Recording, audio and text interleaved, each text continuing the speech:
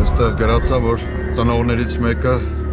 երկրորդ ծնողին առաջարկում է, որ անչափահաս երեխայի խնամակալությունից հրաժարվի ու առանց դատարանի միջնորդության